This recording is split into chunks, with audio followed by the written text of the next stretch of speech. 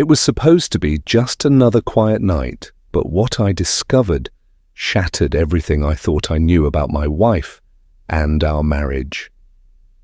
The betrayal was more than I could have ever imagined, and as I uncovered the truth, I realized I wasn't just fighting for my marriage, I was fighting for my life.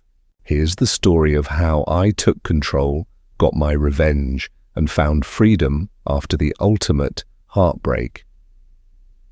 It was a crisp autumn evening when the cracks in my world began to show. My wife, Claire, had been out with her friends, or so she said, leaving me at home with a bottle of wine and an old movie to pass the time. We'd been married for 7 years, long enough to know each other's rhythms, habits, and tells. That night, something was different. Her voice on the phone had been too bright, her laughter too forced, but I brushed it off, reminding myself not to overthink. She walked through the door just after midnight, giggling like a teenager sneaking back after curfew. Her cheeks were flushed, her hair slightly disheveled, and she carried the distinct scent of someone else's cologne. My stomach churned, but I forced a smile, acting as though nothing was amiss. Claire flopped onto the couch, kicking off her heels, and looked at me with a carefree grin. "You're in a good mood," I said, setting down my glass. "Yeah, it was a great night," she replied, her voice high-pitched, almost giddy.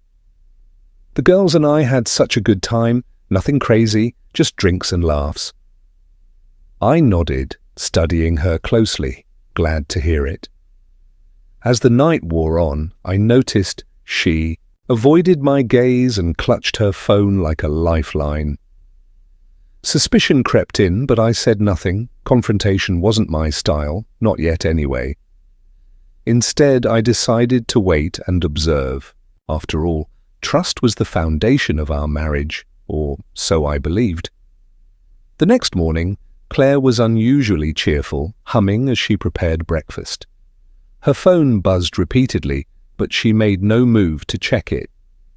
When she left the room, I couldn't resist. I picked up the phone, heart pounding, and unlocked it. We knew each other's passcodes, one of those little signs of trust that now felt like a cruel joke. The messages were damning. "Last night was amazing," read one. "I can still feel your touch." My vision blurred as I scrolled through the stream of texts from a contact named M. There were photos too, taken in a dimly lit hotel room.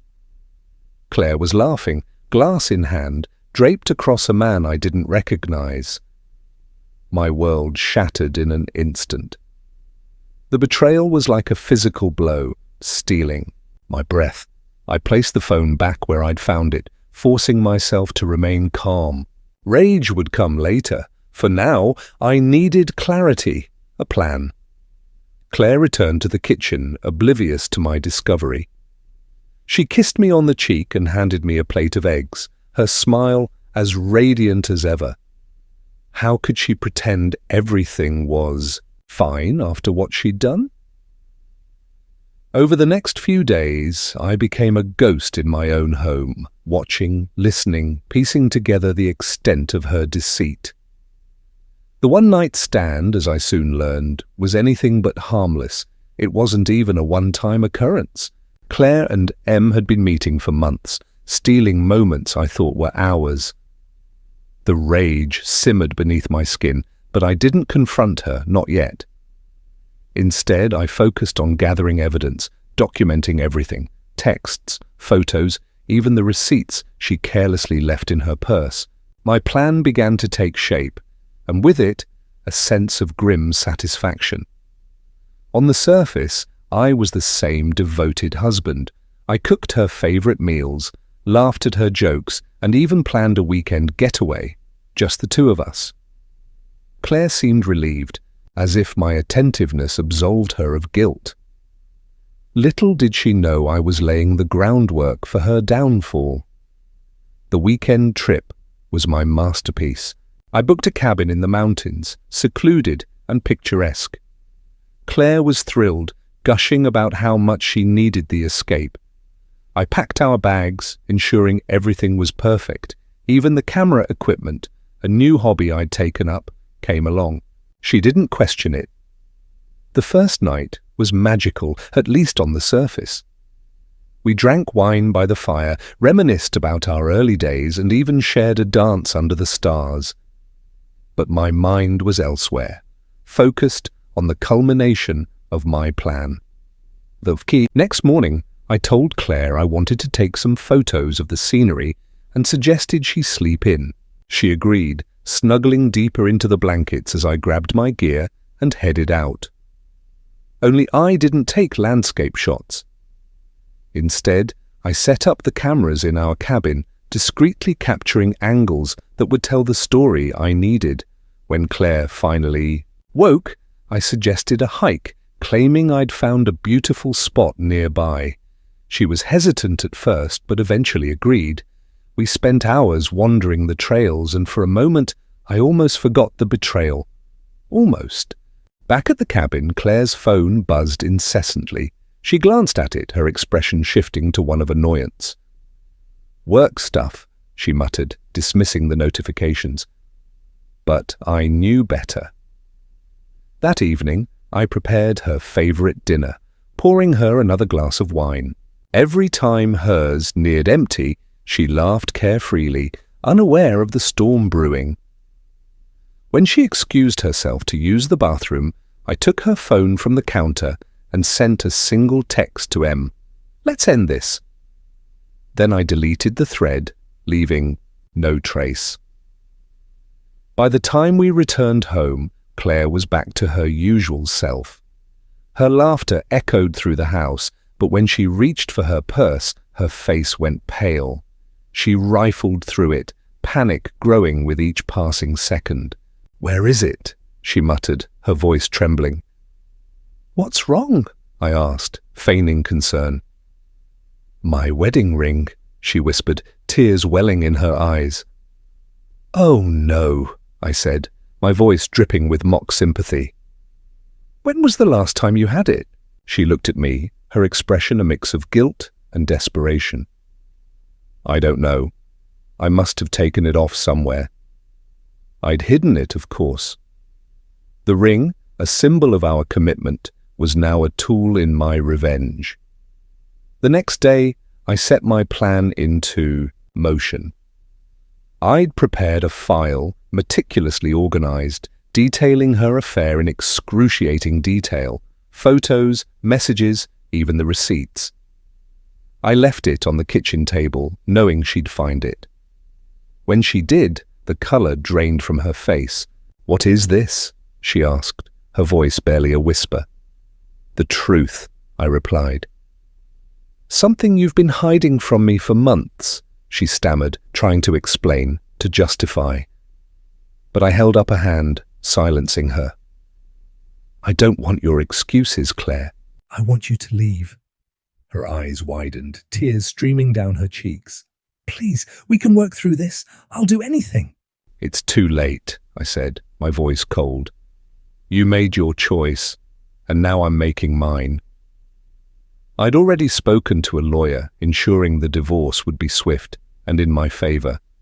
The evidence I'd gathered was enough to secure everything: the house, the car, even the savings. Claire had no idea what hit her as she packed her bags, sobbing. I felt no remorse. She destroyed our marriage, our trust. This was justice. In the weeks that followed, I moved on, rebuilding my life piece by piece. Claire, on the other hand, struggled. M had ghosted her, leaving her to face the consequences alone. Friends we'd shared distanced themselves, siding with me once they learned the truth. She'd lost everything. One evening, as I sat on the porch sipping a glass of whiskey, I reflected on the past few months. The pain of betrayal was still there, a dull ache in my chest, but so was a sense of triumph. I'd taken back control, refusing to be a victim. Claire's laughter haunted me no more. It was replaced by the sound of my own, a laughter born of freedom, resilience, and the sweet taste of revenge. The days following Claire's departure were a blur. The house, once filled with the noise of her laughter and the subtle tension of our broken trust, was eerily quiet. But there was peace in the silence. I found myself finally able to breathe, my mind free from the constant anxiety that had haunted me for months. I focused on myself, taking long walks, visiting old friends, and rediscovering hobbies that had been neglected in the years of marital routine. The sense of betrayal slowly began to fade, replaced by a newfound sense of self-worth. I wasn't the man who had been cheated on. I was the man who had survived it and thrived. But Claire, on the other hand, was unraveling. I had no idea where she was living now, but from the few conversations with mutual friends, it was clear she was struggling. She had lost everything: her marriage, her social circle, her dignity. Em had completely cut ties with her, leaving her isolated and alone. It was a harsh reality to face, but one she had brought upon herself. One evening, I ran into one of our old mutual friends, Sarah, at a local cafe. She hesitated at first, but then opened up about Claire's current situation. "She's a mess, Jack. She's been trying to contact you, but you know how it is. You're just gone from her life now. She has nothing left," Sarah said, her voice filled with pity. I shrugged, the weight of Claire's absence barely a burden anymore. "She made her choices, Sarah. Now she has to live with them." Sarah nodded, looking at me with understanding. "I know, I just hope she learns something from all this." "And you? How are you doing?" I smiled, a genuine smile that had been a long time coming. "I'm good, Sarah. I'm finally free, and that's all I needed." As the weeks passed, I moved forward with my life. The divorce was finalized quickly, and I came out on top, as I knew I would. The house was mine, the savings intact, and I felt a sense of satisfaction every time I stepped through the door. But more than that, I felt the weight of the betrayal, lifting piece by piece. With every passing day, Claire's attempts to reach out dwindled over time. I'd received a few messages pleading for another chance, for forgiveness, but I didn't respond. My silence was my answer. She didn't deserve the closure she sought. The closure, I realized, wasn't something I owed her. It was something I had already given myself. One night, months after the divorce, I found myself sitting on the porch of my now peaceful home, watching the sunset. I thought about Claire, about the woman I had once loved, and the woman who had betrayed me. There was no anger anymore, just a quiet understanding. She had her reasons, but they weren't enough to justify her actions. As the last light of the day faded into darkness, I raised my glass of whiskey, toasting to the future, to my freedom, and to the new life I was building. I wasn't the man I was before. I was stronger, wiser, and more determined to never let anyone steal my peace again. The betrayal had shaped me, but it hadn't broken me. I was finally in control of my own life, and for the first time in a long time, I was genuinely happy. Claire thought she could get away with it, but the truth always comes out, and so does justice. This story isn't just about revenge, it's about reclaiming your life when everything feels lost. If you've ever faced betrayal or heartbreak, you know how painful it can be, but there's always a way forward. Don't let anyone steal your peace. Thanks for watching, and remember, always trust your instincts. Don't forget to like, subscribe, and share. If you've ever been in a situation like this, you're not alone, and you can come out stronger on the other side.